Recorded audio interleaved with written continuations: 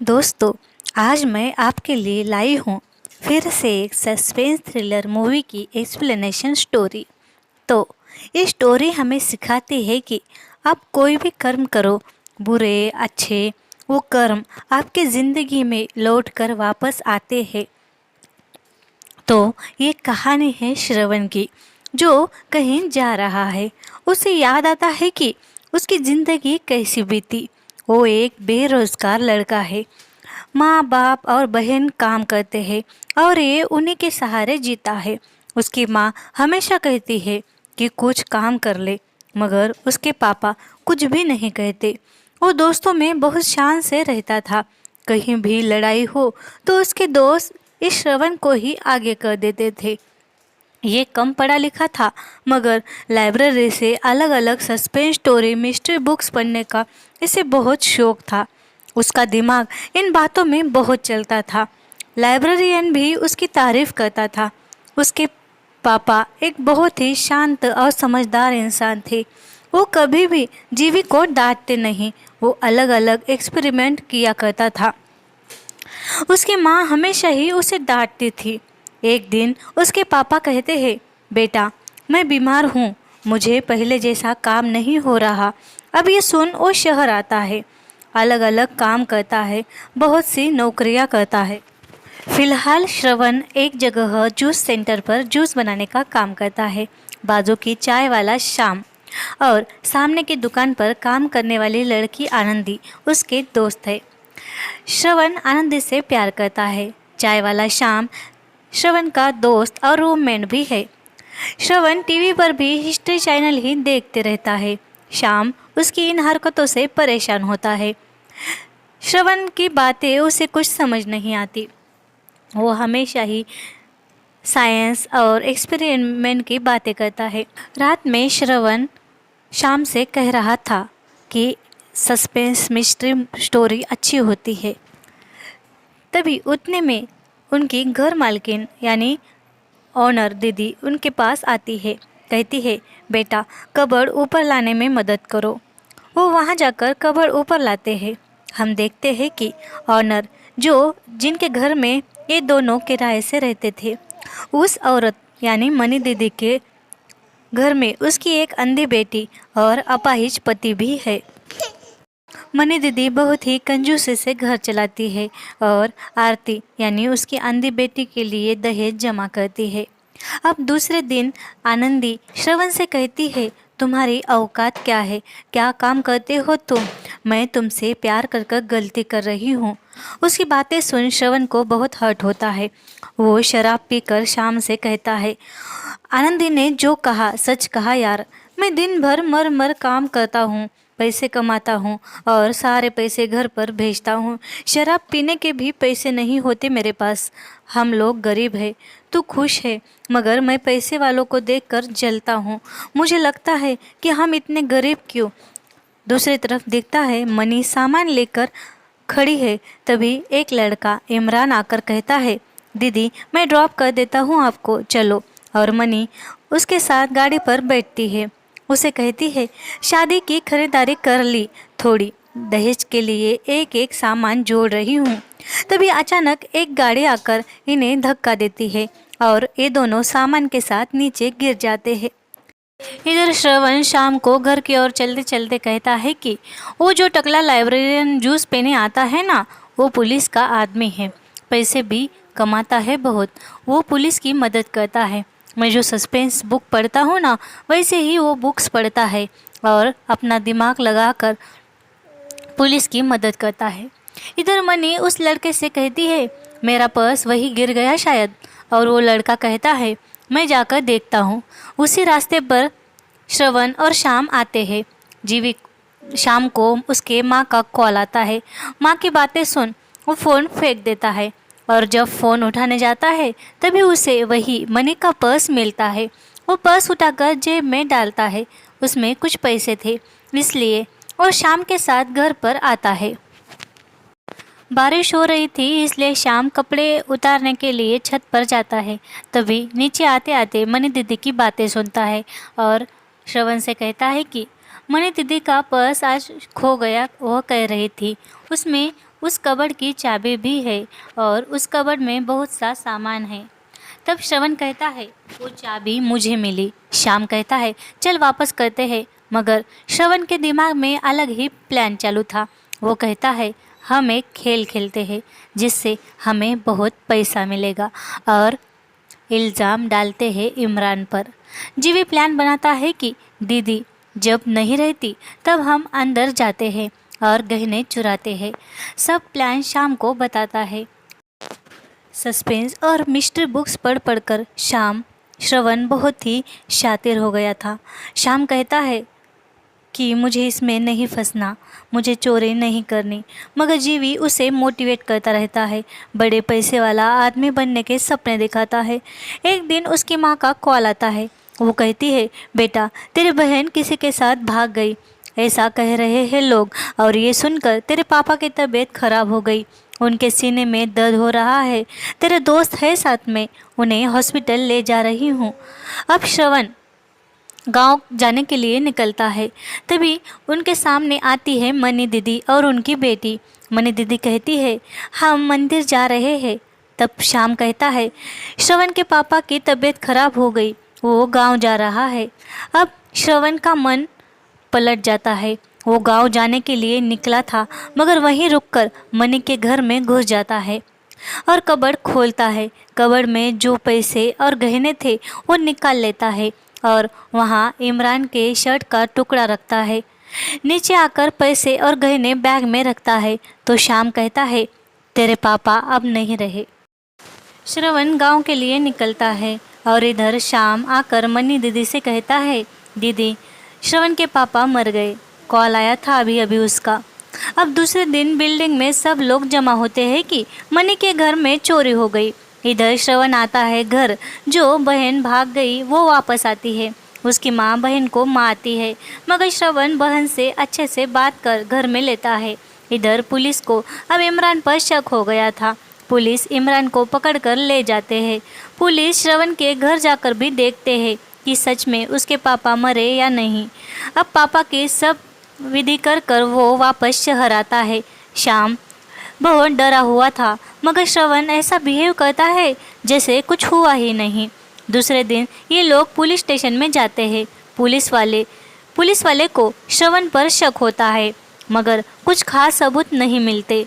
श्याम घबरा कर कुछ बड़बड़ाएगा, ये सोच श्रवण ने पहले ही गांव जाते हुए उसे सब समझा कर गया था और फ़ोन पर श्याम कुछ बोल ना दे, इसलिए श्रवण ने श्याम का मोबाइल भी साथ में ले लिया था। श्रवण बड़ा ही शातिर था और श्याम उसका साथ दे रहा था, क्योंकि श्याम को भी पैसे चाहिए थे। अब ये दोनों घर आते हैं। तब श्रवण को मनी बुलाती है, कहती है, बेटा तुम्हारे पापा के बारे में सुना, बहुत बुरा लगा। माँ बहन कैसे है तुम्हारी? देखो बेटा, हम भी तो बर्बाद हो गए। आरती के शादी के लिए जो गहने मेरे भाई ने दिए थे वो सारे चोरी हो गए। मैं मेरे पति के साथ भाग आई थी, इसकी वजह से मेरे पापा को हार्ट अटैक आया और वो मर गए थे। मेरी माँ तो मुझे घर में भी नहीं ले रही थी, मगर मेरे छोटे भाई ने मुझे घर में लिया। उसी ने मुझे बहुत सारा पैसा दिया और आज मैं यहाँ पर हूँ। मेरा भाई कबीर अभी सिंगापुर में है, वो बहुत ही गुस्से वाला है, कल आएगा यहाँ। अब मनी की बातें सुन जीवी को ऐसा लगता है मानो उसकी बहन की और मनी की कहानी एक ही है। वो घर में आकर शाम से कहता है, मेरी बहन भाग गई थी, ये तूने किसी को बताया था क्या? शाम कहता है, नहीं यार, पापा मर गए, सिर्फ यही बताया था। अब दूसरे दिन लाइब्रेरियन को बुलाकर ये सब बातें कहता है। वो कहता है उस पुलिस पर कोई दबाव नहीं, इसलिए वो किसी और पर इल्ज़ाम डालकर केस क्लोज कर देगा। श्रवण ये सब बातें सुनकर सोच में पड़ता है। तभी उसे उसकी बहन का कॉल आता है। वो कहती है, श्रवण, मुझे ज्योतिष ने कहा है कि मुझे पहली बेटी होगी, मगर ज़्यादा ख्याल रखना पड़ेगा। श्रवण को याद आती है मनी की अंधी बेटी आरती। श्रवण को लगता है उसकी बहन को भी अंधी लड़की पैदा होगी। अब मनी का भाई आकर श्याम और जीवी को धमकाता है। श्याम डर जाता है मगर श्रवण उसे समझाता है। अब दूसरे दिन बस स्टॉप पर आनंदी आकर जीवी से बात करती है मगर वो उसे टालकर वहाँ से निकल जाता है। अब एक दिन वो लाइब्रेरी में जाते हैं तो वहाँ इमरान मिलता है। वो श्रवण से बात करता है, कहता है यार तुझे तो मुझ पर भरोसा है ना, मैं ऐसा कर ही नहीं सकता। श्रवण को उसकी बातें सुन अफसोस होता है। अब वो घर आकर मनी के भाई से मिलता है तो मनी का भाई कबीर कहता है मेरी बहन और उसका परिवार ही मेरा सब कुछ है, मेरे तो कोई फैमिली है ही नहीं, शादी भी नहीं हो पाई, अब अकेला हूँ। बहन के घर की चोरी हुई तो शक सारे किराएदार पर ही आ रहा था, इसलिए तुम पर चिल्लाया। दीदी ने कहा तुम सब लड़के बहुत अच्छे हो। श्रवण आता है पुलिस स्टेशन और इंस्पेक्टर से कहता है चोरी होने के कुछ दिन पहले एक आदमी घर के सामने बहुत घूमता था, क्या काम है पूछने पर कुछ कहता भी नहीं था। अब पुलिस उसे पकड़कर लाते हैं। सब किराएदार के घर पर और गांव के घर पर भी छानबीन करते हैं। ये जो नया आदमी था सतीश, वो एक रिपोर्टर था, इसलिए वो पुलिस गरीब लड़कों को परेशान कर रही है यह पुलिस की न्यूज़ बना देता है और उसकी ही बेइज्जती कर देता है। इंस्पेक्टर पर इल्ज़ाम लगाता है कि उसने गरीब किराएदारों पर शक कर कर उनके काम डुबाकर उन्हें बहुत परेशान किया है। अब रात में मनी का भाई इन्हें शराब पिलाने के लिए बुलाता है। ये दोनों उसके साथ जाते हैं। तब बातों बातों में वो जीवी से कहता है तेरे इस दोस्त के जैसा मेरा भी एक बहुत अच्छा दोस्त था, बेचारा ट्रेन से कटकर मर गया। श्रवण शाम को देखता है।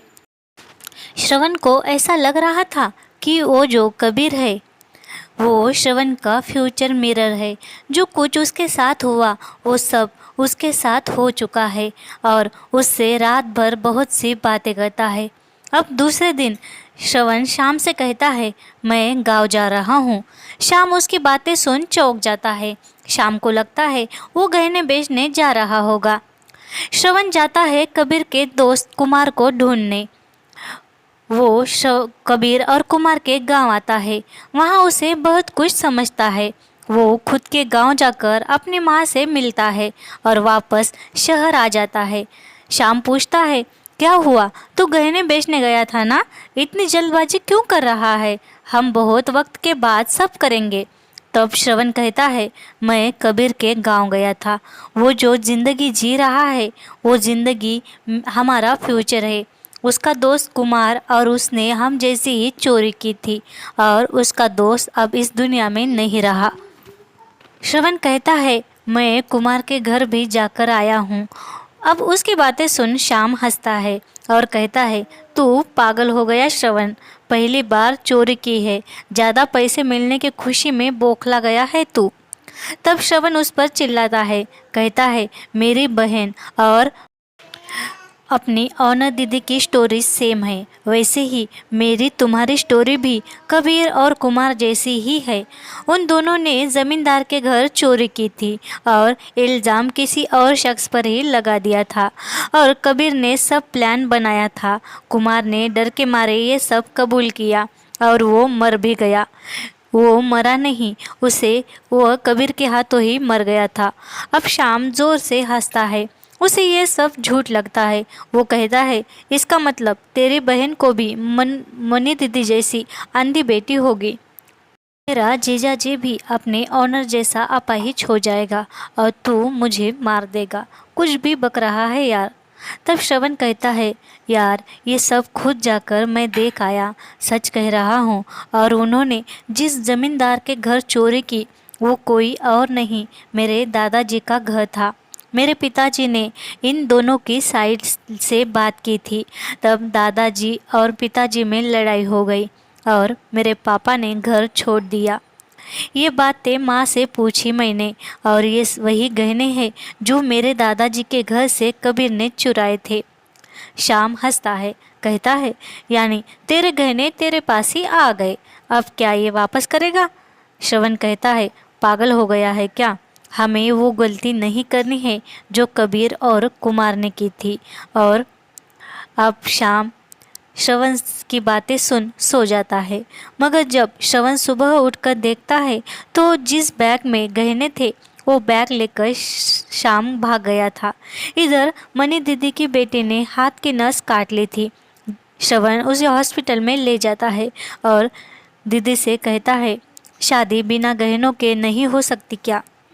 आरती ने बहुत टेंशन लेकर ये कदम उठाया है। आपको एतराज़ ना हो तो मैं आरती से शादी करूँगा। तब कबीर को मनी ये सब बताती है। कबीर कहता है, ऐसे कैसे किसी को भी बेटी दे दे, उसका खानदान क्या, हमें क्या पता। तब श्रवण कबीर से कहता है, मैं आपके गांव के ज़मींदार का पोता हूँ, उसी श्यामदास का बेटा हूँ जिसने आपकी बहुत मदद की थी और घर छोड़ दिया था। अब श्रवण वापस घर में आता है और शाम को देखकर कहता है, गहनों वाले बैग लेकर कहाँ गया था? वो श्रवण से कहता है, इस बैग में गहने तो थे मगर अब नहीं है। अब दोनों की लड़ाई होती है, मारपीट भी होती है। अब कहानी जाती है कुछ महीनों के बाद। यहाँ दिखाया जाता है श्रवण उस जिस जूस सेंटर में काम नहीं करता, उसे मनी ने गाड़ी गिफ्ट की थी क्योंकि अब उसने आरती से शादी कर ली थी। ये गहने आखिर गए तो गए कहाँ? इन दोनों के भी हाथ नहीं लगे। तब ये समझता है कि ये गहने वाली बैग बस में एक आदमी के बैग से चेंज हो गई थी। वो गहने वाली बैग जिस आदमी को मिली वो कोई और नहीं, कुमार और कबीर के केस में जिस आदमी को कबीर ने फंसाया था। यानी जैसे इस कहानी में श्याम ने और श्रवण ने इमरान को फंसाया था, वैसे ही कबीर और कुमार ने जिस आदमी को फंसाया था उसका बेटा था। ये गहने उसके बेटे के हाथ लग गए थे। जो गलती कबीर ने की थी वो गलती श्रवण ने नहीं की, इसीलिए उसकी बहन को भी जो बेटी पैदा हुई वो अंधी नहीं थी और उसका भविष्य भी अच्छा था। उसके जीजाजी भी ठीक ठाक ही थे। कुमार ने और कबीर ने जो चोरी की थी उस चोरी की गई गहनों का इल्ज़ाम बेचारे इस आदमी के बाप पर लगा था, जिसका भुगताना अभी उसके बेटे को मिल गया। अब लास्ट में श्रवण शाम से कहता है, जो हुआ जाने दे, इस गाड़ी पर अब हम दोनों फुल पैसा कमाएंगे और दोनों दोस्त फिर से एक जगह आते हैं। देखा दोस्तों, प्रकृति किसी के साथ नाइंसाफ़ी नहीं करती, भगवान सबके साथ न्याय करता है। हमारे कर्म के फल हमारे बेटे को भी मिल सकते हैं। हमारे अच्छे बुरे कर्म लौट कर आते हैं।